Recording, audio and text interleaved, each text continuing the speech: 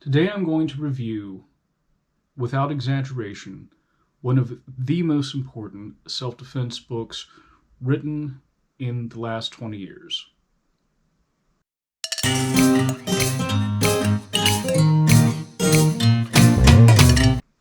Hi, my name is Joe, and welcome to Fighting Words, my YouTube channel where I review martial arts books and talk about other martial arts related subjects. The book I'm going to be reviewing today is Contemporary Knife Targeting, which was published in 2006. The authors are the late Christopher Grosz and Michael Janich. Now, this book started as a project for Mr. Grosz, who was a police officer in Colorado around the Littleton area. And unfortunately, he passed, and then Mr. Janich took it over. And this book was written because it was written in response to W.E. Fairbairn's Timetable of Death. For those who don't know, Fairbairn was a member of the Shanghai Municipal Police for decades. And during World War II, he was responsible for training members of the OSS. And a lot of his training methodologies have been adopted throughout the years, got adopted by the various, militaries of the Allied powers, Great Britain, the United States. He had, in his book, Get Tough, a timetable of death for various knife wounds to different places on the human body, like the wrist, like the throat, like the heart, the subclavian artery, which is behind the collarbone. And the authors started noticing that what he had written out in his timetable of death seemed to be contradicted by actual practical experience. So how long it took someone to die from a wound here didn't actually seem to be true. In response, they actually consulted a medical examiner, a guy who had a degree in forensic pathology. And they started comparing notes, so they brought science into their martial arts stuff, into their self-defense program. And I personally love that. I can't tell you how much I love that. When we actually consult medical professionals when it comes to medical stuff in fighting. Ultimately, this program was sort of designed as a way to help LEOs working with the government determine how wounded they and their comrades were and what to do about that. How long they had to stay conscious, how long they had before they succumbed to their wounds. And to that end, they took the average of, as far as height and weight, of the FBI agents that were killed in the line of duty from a certain stretch of time, and using medical information, figured out, based on how many beats per minute their heart was going, how quickly they would bleed out from wounds to various arteries. And all of this is important. Again, we as individuals may not necessarily fit those statistics. I think they were going with someone who was 38 years old and 5'10" and 180 pounds or something like that. I think that the statistics that were contained in this book that were calculated for those individuals can still help people who don't necessarily fall into those categories. But this book does extensively go over, how long it takes to go into shock, how long it takes to lose consciousness, and how long it takes to die from injuries to various places based on the number of beats per minute the heart is going. The book also covers, in general, how deep a wound has to be in order to reach these places. And it also covers wounds, knife wounds to other organs, like the liver and the heart, and how deeply a blade has to penetrate to actually hit those locations. So this has obvious application if you're thinking in terms of self-defense. This lets you know, if you're on the receiving end, how long do I have if I'm cut and bleeding out here? How long do I have if I'm cut and bleeding out here? You're probably going to stay conscious for roughly a minute with your carotid slashed open. I didn't know that. That seems like a very long time to be bleeding from a major artery. But that's why this is good information to have. And of course, on the flip side, if you happen to be using a blade to defend yourself, contrary to some of the stuff Fairbairn was putting out, where it would take just a matter of seconds from a slice to the neck for someone to go unconscious, again, they're calculating like you're probably going to have to deal with this guy for about a minute. 60 seconds is a long time when you're expecting somebody to go out in almost, a tenth of that, right? So all this information is vital, not only to defending oneself with a blade, but also if you're on the other side of that. If you happen to get cut, put pressure. Now you've got 60 seconds to get some serious medical attention. That isn't a very long time. But it's not like, oh, I got cut, now I have to lie down and die. Anyway, I think one of the other interesting things about this book is that once they realized how off the numbers were for the Timetable of Death, they started wondering why Fairbairn had even listed them. How could he have possibly come up with these numbers, and why are they so wrong? And there's a story of them talking to Colonel Applegate, who trained under Fairbairn.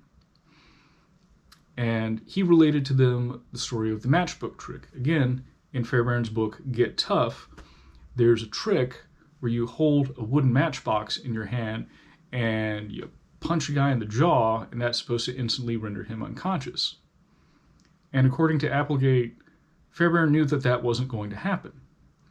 But what he wanted to do was to imbue the people studying under him with confidence, false confidence though it was, in their techniques, so that they wouldn't hesitate.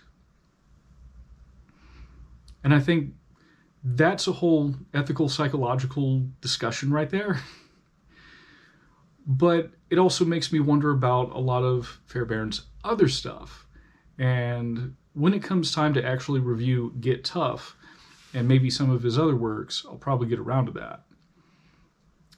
But I do think that gives an insight into a man who's known as one of the pillars of the modern combatives movements. Now, it should be noted that in this book, there are a lot of graphic photos of knife injuries. They are in black and white, which I guess probably makes them a bit less graphic. But, you're seeing people just get sliced open by blades. I'm not going to include any of the photos in this particular review, but just be aware that if you do search out this book, which, again, if you are interested in anything self-defense, anything knives, you need to get this book. I can't emphasize that enough.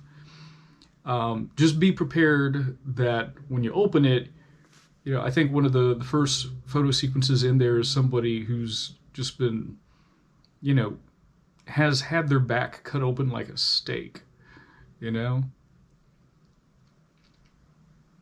Anyway, once we get past, here's what we can expect from wounds to these various places, here's how long you have to go before you lose consciousness, if you get stuck in the arm, if you get stuck in the leg. Then we get into Mr. Yannick's specialty, which is the counterblade concepts. In other words, the knife defense, the blade defense. And you can see a lot of his material is inspired by his experience and training in the Filipino martial arts. You know, we even get terms like krasada, hubud, that's included in there. And a lot of his knife defense is based off of things like that. And then we get into a section on how to use the blade for self-defense. And one thing I like about this section is that he's showing how to use it responsibly for self-defense. If somebody comes after us, we're going to, you know, if someone is coming in with a low slice, we're going to take our own blade and we're going to slice the tendons in their arm. And then we're going to slice the tricep. And we're going to slice the tricep again. He's very much about disabling the tools for attack. You know, it's not about block the guy's blade and then jam your knife into his brain. You know, he's looking for doing the least amount of damage possible, as someone responsible in self-defense would. And there's even a nice little sequence where, you know, his firearms retention is based on having a blade in the other hand, so he can get the guy off of his gun. So I would say that Mr. Yannick certainly understands the use of the blade and its use specific to self-defense in modern times.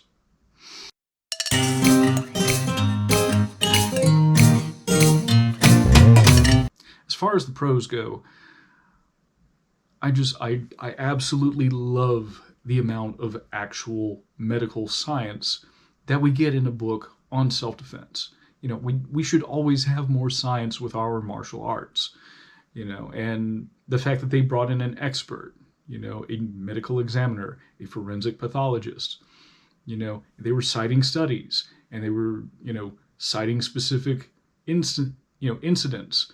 This is how long it took for this person to bleed out from this wound. Bear that in mind. It's not like, oh, you cut his throat and he fell down. So I love that. I love that they covered pretty exhaustively the use of a blade on different targets and how to access some of those targets. So if you are using a blade for offensive purposes, this will give you a better idea of, you know, what effects you should expect based on your target selection. And finally, I do like the idea of using the knife more to disable limbs in a self-defense scenario than, like I said, just going for the kill shot. You know, like it. I think I read an article somewhere on the cult of the knife, you know, where especially people, civilians basically, people who aren't used to killing sort of become enamored with their ability to use this killing utensil. Like, look how dangerous I am.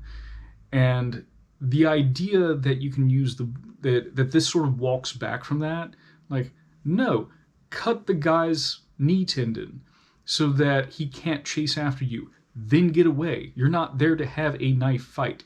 You're there to use your knife to defend yourself. And the second that defense has been accomplished, you need to stop stabbing the guy.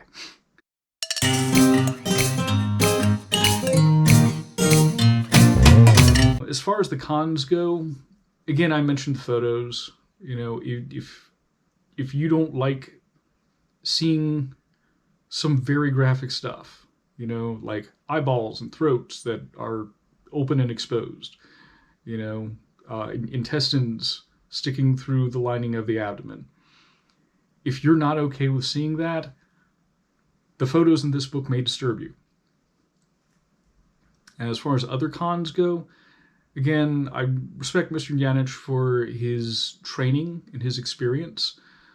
I do think that if you don't have that same level of training and experience in specifically like knife-oriented arts, like Filipino martial arts, like silat, that maybe some of the defensive sequences he shows would be more difficult for one to pull off if they didn't have a background in something like that. So, yeah, I mean, I've already reviewed a book on knife defense that I would generally highly recommend. So I'm going to put a little card up here so you guys can go check out that review.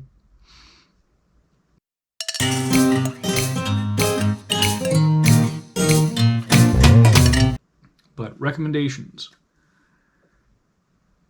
If you are interested at all in the effects of a blade on a human body, especially in regards to self-defense, get this book. If I created like a top 10, a top 5 list of books for self-defense, this would be on there, because you need to understand what this particular weapon will do to the human body, both offensively and defensively.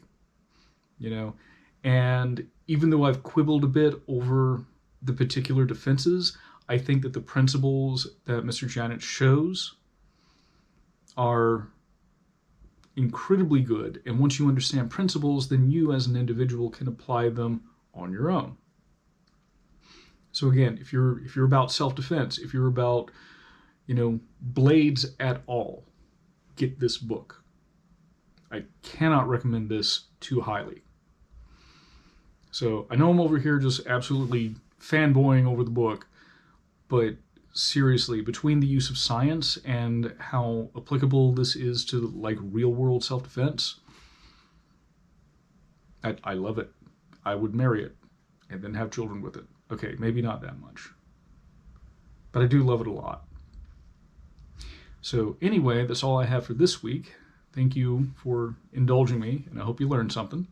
And I'll see you guys next week.